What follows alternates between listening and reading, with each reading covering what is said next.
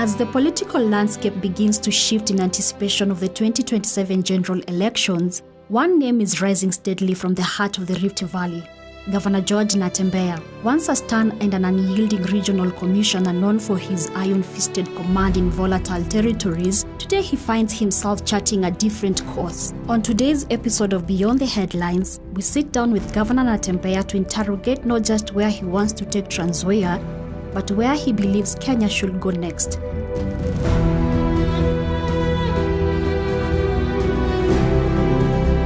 I was born a long time ago, in 1971, at a place called Cherubai, in Naheso-official. Our parents were basically squatters there. But thereafter we moved to Bungoma North, where I went to school, where I grew up, went to school from primary up to class 8. Then of course I went to secondary school in Wasingishu, finished, went to university. Then of course I joined the provincial administration. But I had just a normal childhood, like any other village boy. Bungoma, Trans Nzoia, we do a lot of farming, and children are basically involved in farming. What others would today call child labor is what was our life. Young boy, 5 years, you are in the farm, you are looking after animals, you are milking cows, you are taking milk to the market, you are weeding. It was basically very normal. And our lives were basically preoccupied with farm work. Then of course, like any other children, play. Once you are done with farm work, you play. That of course mixed with schooling. So really, I didn't have what you can call a unique life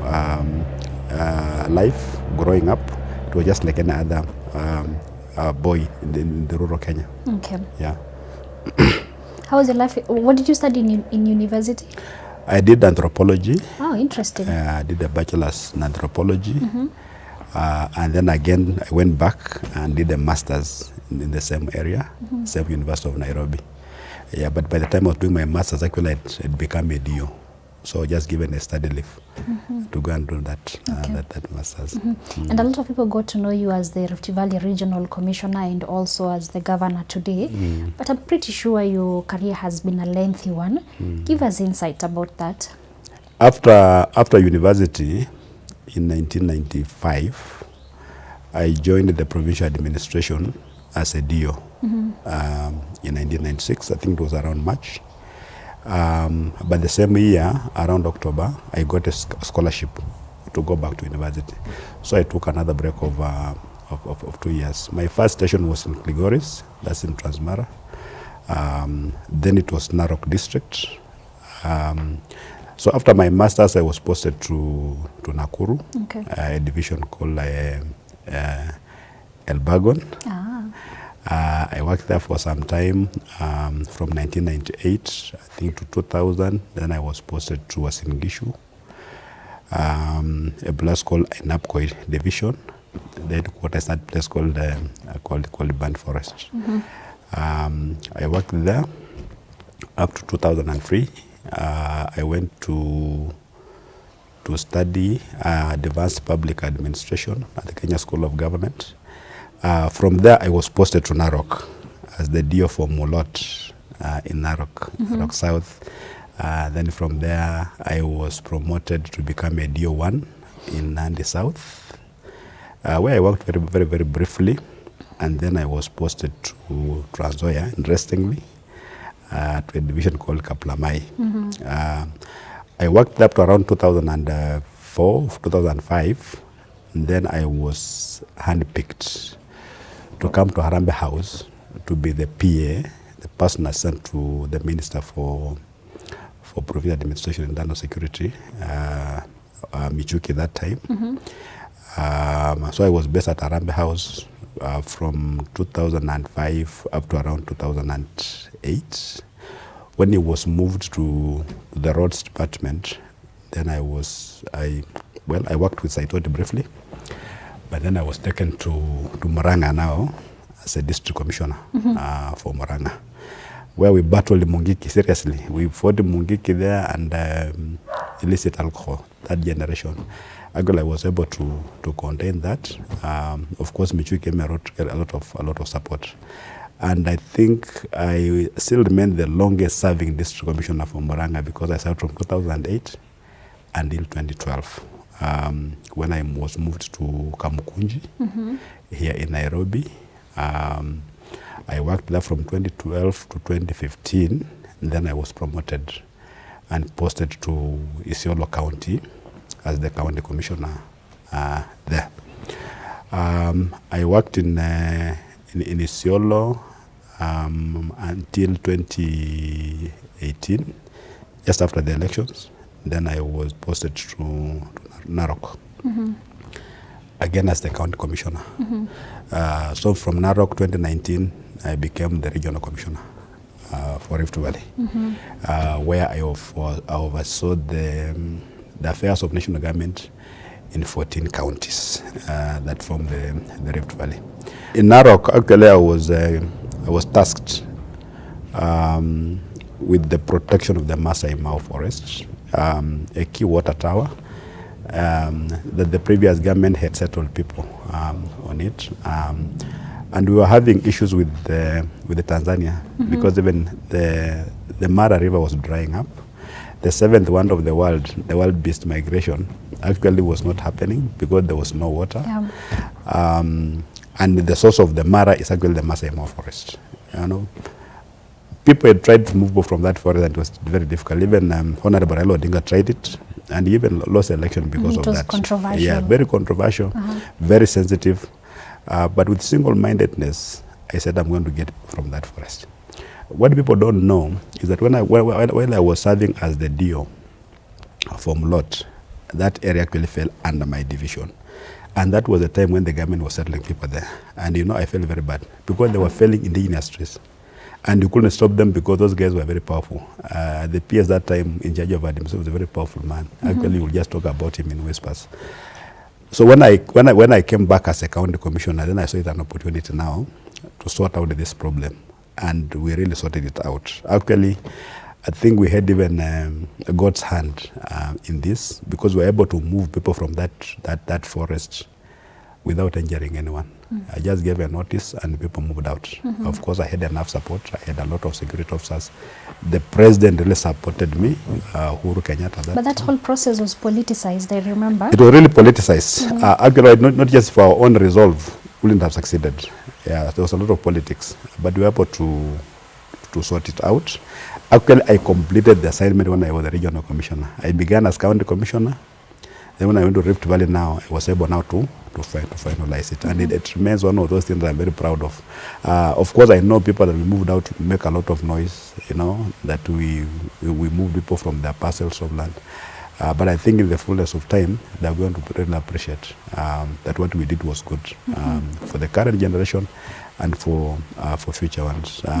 You know, God created trees first before he created human beings, and it was for a reason. But we cut down all our trees, now we are really suffering. Now the government is busy planting trees, yet we hate trees. Yeah, so that was my major assignment there. Of course, when I became a regional commissioner again, I really dealt with issues of banditry in the North Rift. It was really bad. The support from Harambee House was very, very minimal. I think it was because of a lack of appreciation about the enormity of the challenges, security challenges in the Rift Valley. Because you are in the ground, you try to give your perspective, people don't really want to listen to you. I'm happy now they're trying to sort out the problem. They're not getting it right because even if I think the CS come from that place, but it still hasn't appreciated the enormity of this. Why do you think they're not getting it right today? I think they, you know, you have to decide. Like when I decided to sort out the Mau, you have to decide that you want to sort out the problem of cattle rustling and banditry, even if it's perpetrated by your own community. Emotions aside. Leave emotions aside. Even if your brother is doing the wrong things against the law, just enforce the law. And with this kind of political support that's currently there, if I were the regional commissioner today, it will not take me more than 1 month. I'll have sorted out that problem because we had a formula. We even sectored the entire region. And you know, I talked to the hearts of security officers, and they were willing. They said, RC now, let's just go to the ground. Even if we die, but nobody who comes after us will go through the same. And that our people in the Rift Valley will not go through the challenges again. And we will say that place, we talk to the people, the politicians who are willing to support us, except one or two, really we will have ignored them. But we lacked support where it mattered from Arambe House. Because even just to give us the go-ahead to do the operation, we didn't get the go-ahead. Even after saying we don't need allowance, just give us fuel. See, they don't give us the go-ahead to do it. And that's why we're not able to eradicate the problem. It persists up to now. And now we have got a very unfortunate situation where even priests are being killed. People are providing a lot of humanitarian support. They are being killed now. They are moving out. Life there is going to become very, very, very difficult when you have these agencies moving out because of insecurity. Yeah, and of course we try to bring people together. Rift Valley is a very cosmopolitan region. There were instances of ethnic conflicts before I went there. By the time I was living, other than those that were generated by instances of cattle rustling, people were living in harmony. We were able to even mop up illicit firearms. Like in Narok. In Narok, actually, when I left, there were no illicit firearms. Because I just was able to surrender them. And the communities voluntarily surrendered illicit firearms. Actually, one day when I write my history, those are the things that Kenyans will come to know. You know, some of these things, they don't come to light. But it was one of the biggest success stories that I was able to get firearms from the Maasai, firearms from the Korea, and firearms from the Kipsigs. They all surrendered voluntarily. And I was collecting like five firearms every day. Yeah. New, brand new firearms. And actually, I remember I was so shocked because they didn't believe that we could have such a number of firearms in a place like Narok. A remote place like Narok. And they were there. So I wanted to replicate the same effort in the North Rift, but I didn't have enough support to do it. So that remains a challenge up to now. I'm hoping that the people who hold the stakes today can be able to sort out that menace, because life there is very rough. For many people, it's not worth living. You go to a place like Tiati, a child goes up to Form 4, they'll never go back home there, because like you've left hell. It's very, very difficult. Okay. Yeah. How did all that prepare you for the job that you're doing today as a governor? For me, I was giving it my best, because I knew if you are given a privilege to occupy public space, you give it your best. And I gave it all. When I was as a DO, I gave it my best. When I was my district commissioner, I gave it my best. When I was county commissioner, I gave it my best. When I was RC, I gave it my best. And now in the public service, when you are RC, you basically reach the apex of the public service. So I had given my best, and when the 2022 elections were approaching, I had just decided that now I just need to rest. I had reached my maximum. Again, I reached the point of diminishing returns. So I said I'll go. But then I said I've worked in almost all parts of Kenya. Except home, because you'll hardly be taken home to work in home. Again, the provincial administration. That's why I was saying I was a bit surprised when I was saying I said in Kaplamai, Trans Nzoia, but that was just a division. So I said, now I've given my entire life to other parts of Kenya. Can I now consider going back home to serve my people, where the government will not take me, but my people can elect me to serve them? So I gave it a try, and I was overwhelmingly elected as the governor for Trans Nzoia, and I'm really enjoying it. How was the transition for you? It was very good, because basically in the administration you're working with people, you're serving with people, you do meetings, you do barasas. In this other side, as a county governor, you basically do the same. Of course, the difference is as governor, you plan for things and implement them because there's a budget. This other side, you plan for things, but you wait for the national government to give you the resources. If they don't give you the resources, or they think it's not a priority, then it'll just be ignored. So you'll have very good plans, but you cannot implement them. But as governor, you plan and implement. And I'm really having fun. Just serving my people, working at home, seeing lives being transformed. I think it's a good thing. It's a way for me giving back to my home county. Okay, that's good. And what are some of the development priorities that you've made since assuming office? We've done a lot of things. Actually, we have a 10-point agenda that goes with the 10 departments that we have in the county. We focused on health. Health remains a challenge everywhere. Even the national government is grappling with health issues. Yeah. But we're going to get it right. We've improved the infrastructure. We've done a brand new hospital, which is now complete. It's called Natembeya Mother and Child Hospital. It's going to focus on just mothers and their babies. It's complete. We're about to inaugurate it. We're just waiting for completion of the procurement process for equipment. When I became governor, we didn't have we just had one level 4 hospital. The others had been downgraded because of poor services. Now we've got 9 level 4 hospitals. We're in the process of upgrading one to a level 5. We have theaters in almost all sub-county hospitals. CHPs are now on county salary, the community health promoters. We've increased the number of medical officers. We've recruited them. We've recruited nurses. Even now, we're in the process of recruiting nurses. So we're looking at a recruitment of health personnel as part of development program. People look at it as recurrent. So if find a situation where we need nurses, but because of budgetary constraints, we are not allowed to put resources to employ more. But we've done that. Health products and technologies, we've ensured they're sufficient. Of course, we're now digitalizing to ensure that we have serious accountability when it comes to drugs. We've had challenges, but now all our facilities are well equipped. And I think very soon Trans Nzoia is going to be the destination of choice when it comes to healthcare. We've done infrastructure. We've done roads. Initially, we were just doing grading of roads. But from the last financial year, we are focused on both grading and graveling. Almost every ward in Trans Nzoia is now reachable by road. People can be able to transport even their products to the markets. You know, it rains very, very heavily, and therefore we spend a bit of money in terms of doing infrastructure. Not gotten there yet. Like the number of tarmac roads, we don't really have. There's some sub-counties don't even have tarmac. That's the work of the national government. But maybe because of the kind of politics we are placing now, we've gone back to the old days where wanasema siasa mbaya, maisha mbaya. So I'm not expecting the national government to do any tarmac roads in the county, but with the little resources we have, we can make all our roads more travelable by just graveling them. But our time will come when we'll do tarmac.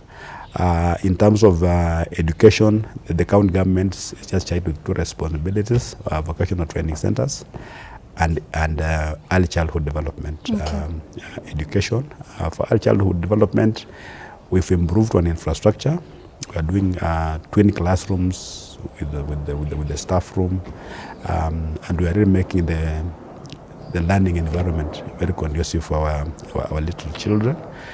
We have got a school feeding program, a milk program, where children take milk every Tuesday and every Thursday.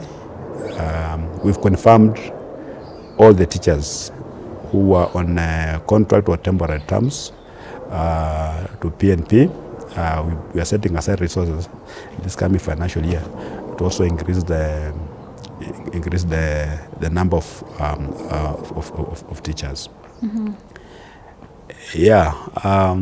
What else? We've constructed a county headquarters, a very modern one. Trans Nzoia, I think, is the only county in Kenya that has done its own headquarters. The others, the national government has put up for them, but for us, we have put up one. It's at almost 99% completion. We are doing a stadium. Again, I think we are the only county that's doing a stadium. Others are the national government are doing for them. But for Trans Nzoia, we are doing it ourselves. In education also, we've put our children who are in high school and they come from needy families. We put them on full scholarships. We pay fees for them from Form 1 to Form 4. The moment we put you on a program, you remain there until you complete, because we look at you as a project that starts from Form 1 and ends at Form 4. We don't want to do PR stunts, you know, where you have so many children, but you're paying 2,000, another one 3,000. Really, it doesn't help. So we moved our bursary from 25 million shillings when we came into office, so almost now about 200 million per year. So there are many things. We are even assisting our farmers with free seed every year. You come to Trans Nzoia every March, April, when the planting season is just there, then you will see the kind of work that's happening there. Okay. We give seed, certified seed to our small-scale farmers, and this has seen even an increase in production of maize from about 4.5 million 2 years ago to about 7.5 million bags of 90 kgs today. Okay. So we are going places in terms of even of talent development through the sports department. We have what we call a Governor's Cup that runs every year, and we reward winners normally in December. We want to create a county team because many of our children, our young boys and girls are very talented. But maybe after Form 4, they go to other counties which have clubs. We want to have our own a county team in Trans Nzoia. So really there are so many things that we've done and that we continue to do for our people. We want to transform Trans Nzoia into a very modern county where the people will even come to benchmark. And Mheshimiwa, you have been very vocal about national issues. Yes. And today, how is your relationship with the national government? By law, the relationship is actually defined in the Constitution. You know, the national government, county governments are interdependent, and they conduct their affairs with mutual respect. I try as much as possible to follow the law as it is, not having anything extra or anything less. But I think that's where the problem is, because as I said, we've gone back to those olden days where you have to basically grovel or kneel, you know, or bend a bit before the national government looks at assisting your county. And maybe that's why I'm having a bit of issues here and there. I can't say that my relationship with the national government is very cordial, because as you've correctly put, I talk about issues that I think are affecting our people, because somebody must say some of these things. The people have been given this mandate and are not talking about it. They're just saying, they call it a choir. But for me, I believe that as a responsible citizen, not just as a governor, I think I've got a responsibility to talk about some of these things. So if the national government hears them and acts on them, then it's good. If they think it's nothing, it's nonsense, they can just ignore. But they're not ignoring. Yeah, we talked about IDs, for instance, and they responded. They made it free. We talked about the abduction and killing of Gen Zs. The president came out very clear and said they'll stop it. I've talked about issuance of IDs to foreigners. The government became emotional. They were not able to address the issue. And the issue is just there, it's alive. Because whether they address it or not, the issue will just come out in the open very soon when people start fighting. Because we are importing your tribesmen from across the country to come and bolster your numbers. The people who complain are the ones maybe who don't have a chief to bring foreigners from the other country to come to bring them here. So maybe I say maybe I'm naive, because I look at the Constitution, there's freedom of expression, and I express myself. But the people don't want you to express yourself in the manner that you want. They want you to talk in the manner that they define.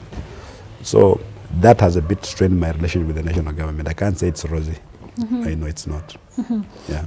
And since the Gen Z protest, it was clear that there's a disconnect between the political class and Kenyans. And it keeps on coming up, you know, in every conversation.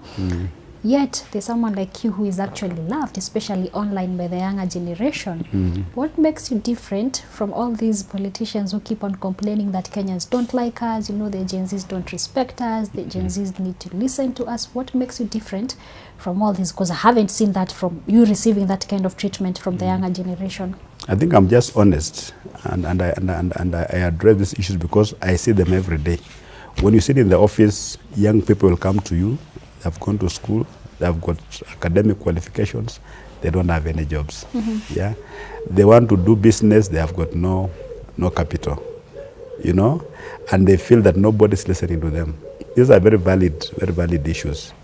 But now the government thinks that when the people are quiet, yeah, it thinks that they're happy. So you ignore. And then there's this tendency of saying when the people speak out, like when the young people speak out, you say they've been incited. Because you think they don't have feelings, they've got no brains, they don't see what's happening there in the country. So for me, I think I'm just realistic, and I believe very strongly that if this country does not address the problem of young people, we are caught in trouble. Yeah, because we either do it peacefully and in an orderly way, or we are going to do it very violently. Yeah, because something must give. We can't continue like this because the number of people who are out there without any opportunity to make a living is increasing by the day. And then they see conspicuous consumption by the leaders at the national level. You go into a meeting and you're going with a huge convoy of vehicles, basically opulence. Or you go to church and you're giving sadaka of 5 million. Yeah, you realize when you're giving a sadaka of 5 million, nobody claps. They don't, because you're giving the priest 5 million. And what about them? Now they're wondering, this money can pay school fees for many children. And for you as a leader, you want to give that 5 million and want people to clap for you. So that one creates a lot of bitterness, especially among the youngest people. And if this bitterness is not managed, I hope they listen. If it's not managed, it's going to bring problems that are bedeviled other African, other developing countries. So people just wake up one day and they can even remove government from power. And that comes with attendant, warfare, people dying. Because before you stabilize, it will to cost lives. But when the people speak, listen. Because it's feedback. Listen.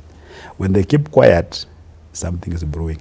Like when I was in the Rift Valley, at the time when things are quiet and calm and everybody's happy, for me, I used to know something's about to explode and just explode. So you rather listen to these noises because it's good feedback.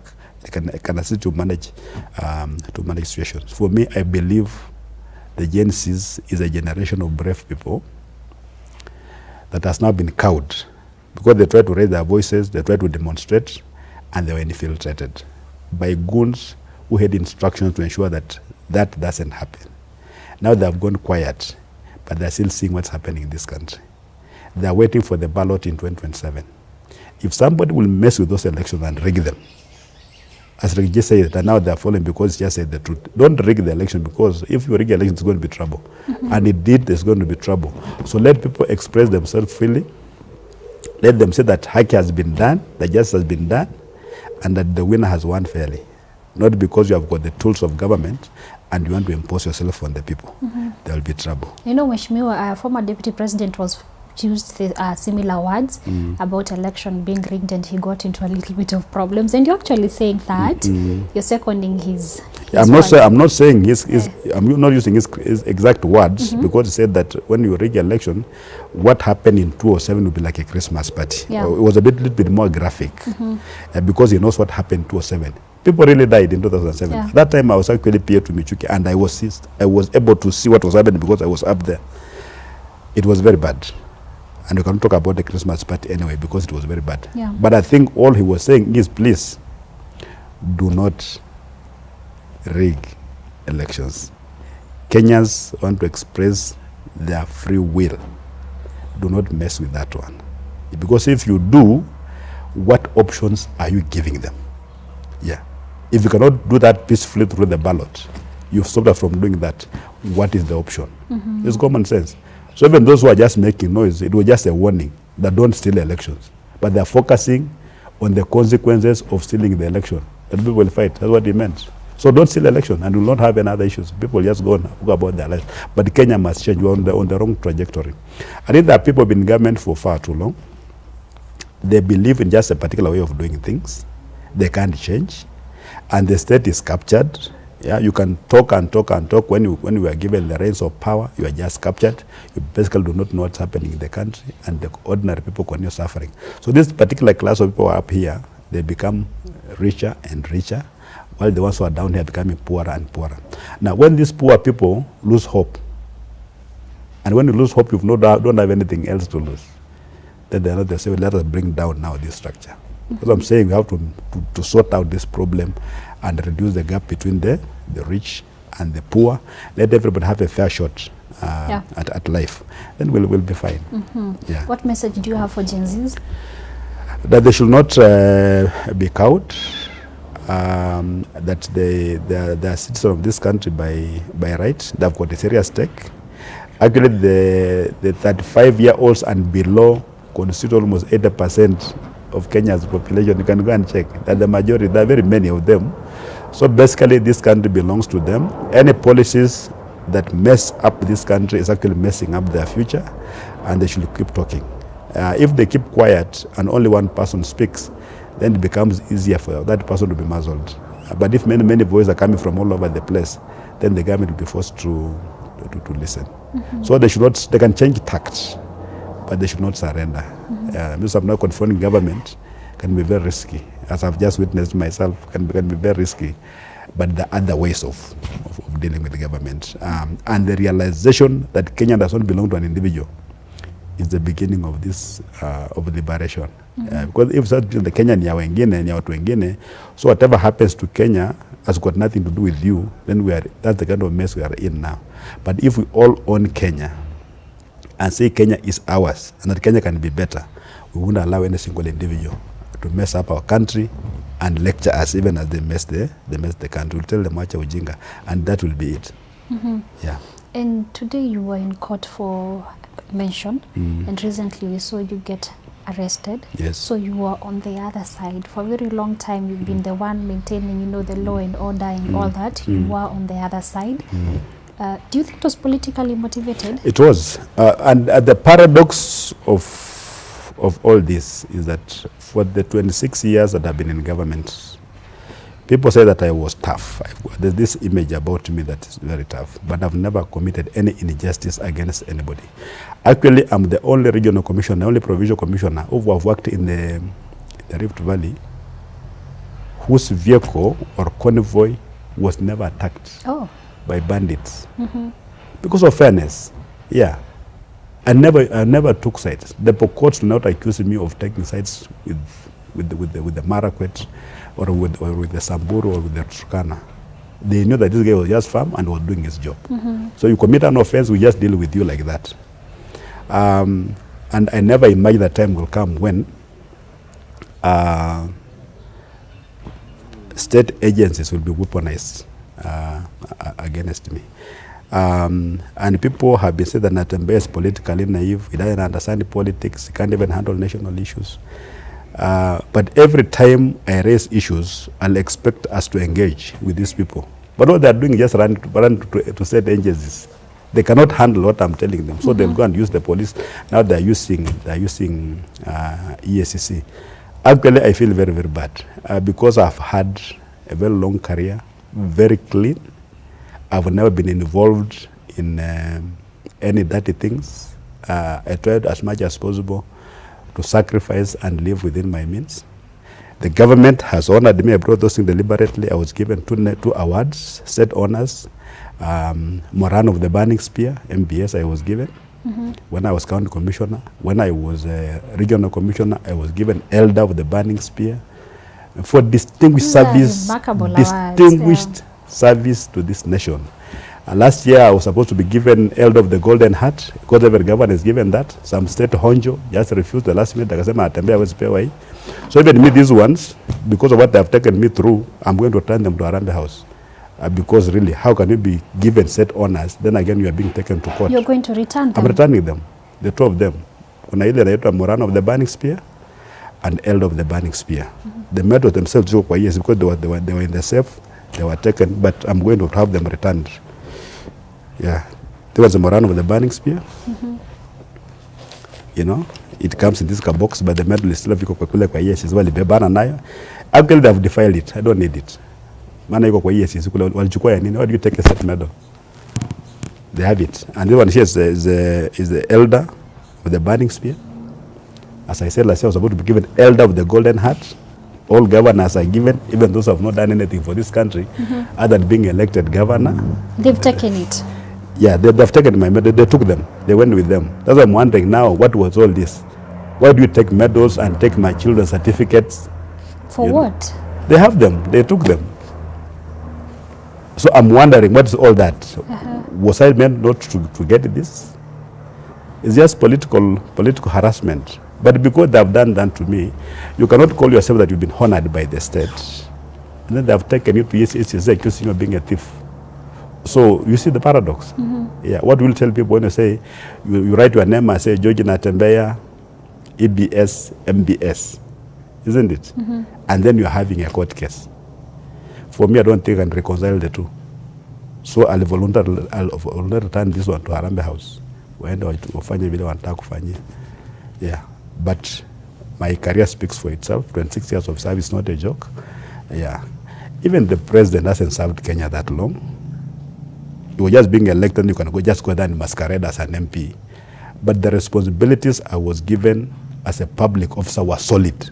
And you can go and check and see Natembea alifanya kazi hiyo hata wakati alikuwa na mwaga pombe ya haramu na nini. Did he hurt anybody? Was he ever malicious? You can check because it's a matter of public record. And some of the people were harassing me and trying to arrest me even without a warrant. You know, you could just see the playing politics. And as I've heard for the last 2 weeks that the only place of refuge for everyone is actually the courts.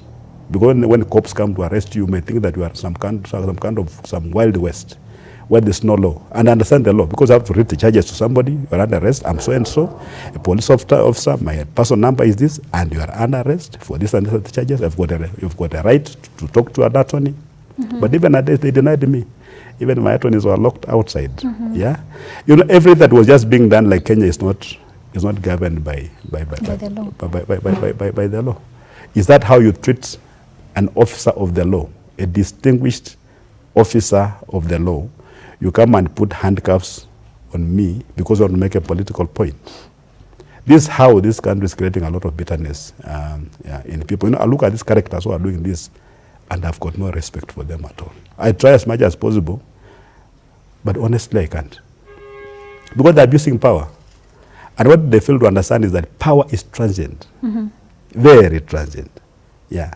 You know, when Mzee Moi died, so rest in peace. Being the regional commissioner, actually, I was among the first people to go to his home. And I knew how Moi was when he was president, the kind of life he was leading, the number of delegations that was going to see Moi, Mtukufu Rais. But when I went there, basically found an abandoned home.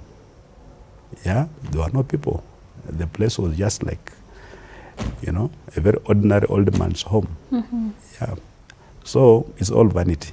And such is life. Yeah. You can sit there and pretend that you are above everything else. And as I keep saying, the air I breathe is the same air that Ruto breathes. There's no difference that because you are the president, you are breathing a different kind of oxygen. It's just the same.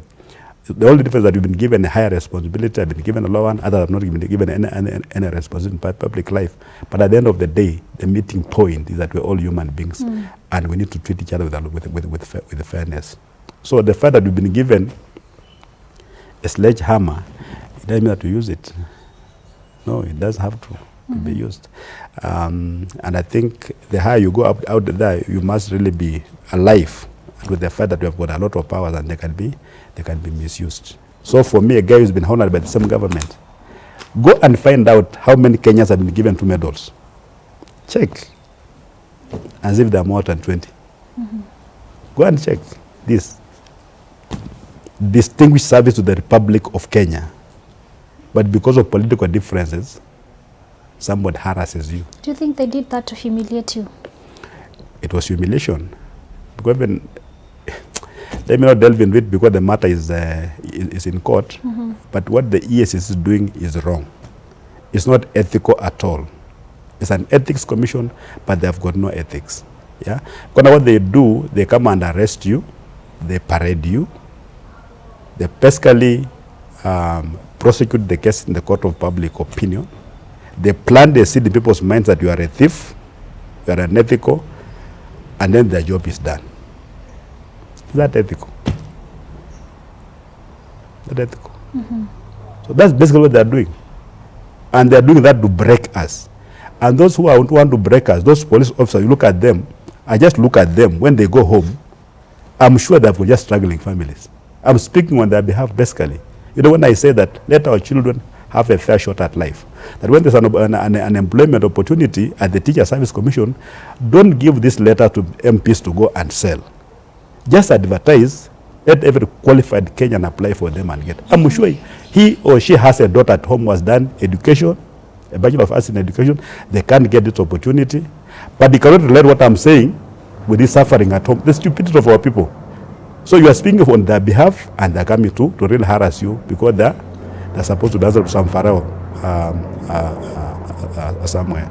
I don't think it's fair. I have never been as bitter as I am in my entire life because of what the government has taken me through. It's a government. Are you telling me that Natembea now is the most dangerous criminal in Kenya? You are harassing me, and children are being abducted by people you claim you don't know.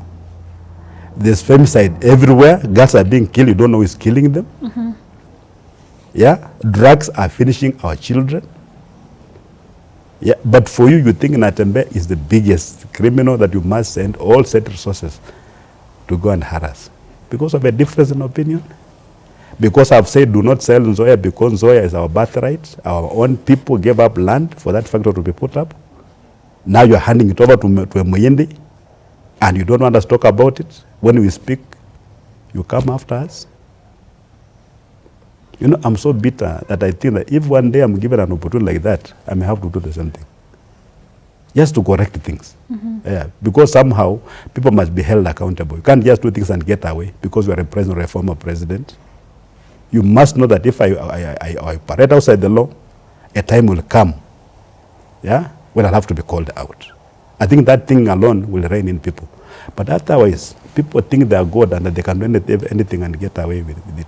So they've sullied my reputation completely. I don't think I'm going to recover. Because even I'm told one of my nephews, when they saw me on TV, he asks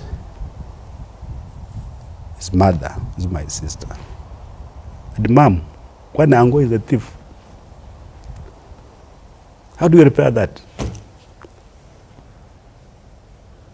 How do you repair that? It's a choreographed thing that's just meant to destroy you. Yeah, but for me, my commitment to the Kenyan people will not allow me to get destroyed by this. Actually, it has given me more resolve to talk about these pertinent issues, and I'll not back down. Of course, when this is done and finished, I'll start my life afresh and new. But our commitment to change Kenya, I think, is... Okay, and as we wind up, what plans do you have for the people of Trans Nzoia? Are you going to try national politics? I've got great plans for the people of Trans Nzoia. I made a promise myself that I'm going to deal with poverty, because poverty is a very big issue there. That's why we're trying to give a bit of capital, some tenders for people to work, just to have money in their pockets. That's why we're taking their children to school and paying fees for them. We are building those infrastructure, bringing social services. We just want to modernize that county, because it was left behind. 10 years of the initial devolution actually were just wasted. So we're really working hard to change lives in a very short time. That doesn't mean that we should not comment on national issues or see if we can play a role at the national level. Actually, the two are not mutually exclusive. At some point, if I feel I can serve Kenyans better at the national level, I'm just open to the idea. But for now, because I'm governor for Trans Nzoia, really, I'm just focused on working for the people of Trans Nzoia. Of course, I've got these political formations, like a former DP, Honorable Kalonzo Musyoka, our friend Eugene Omolo, they're working like that. People keep on asking, mbona Natembea? Aonekani some of these rallies, you know, is he charting his own political cause? My response just is that currently I'm serving the people of Trans Nzoia. Amongst all that group, I'm the only one who is elected. I've got a responsibility to the people of Trans Nzoia. So even as we balance politics, I also know that I've got a responsibility to my people. At an opportune time, we are going to make the decision on what we need to do. Of course, in consultation with our people. But for now, my mind is all set on being governor for Trans Nzoia, because I've got that five-year mandate. I don't want to get myself mixed up with other things. But whenever a pertinent national issue emerges, I'll surely comment on it. Good. Thank you so much for taking the time to speak to us. Quite Asante. a revealing conversation we've had, and I really appreciate you for that. Karibu sana. Asante sana. Nashukuru. Asante.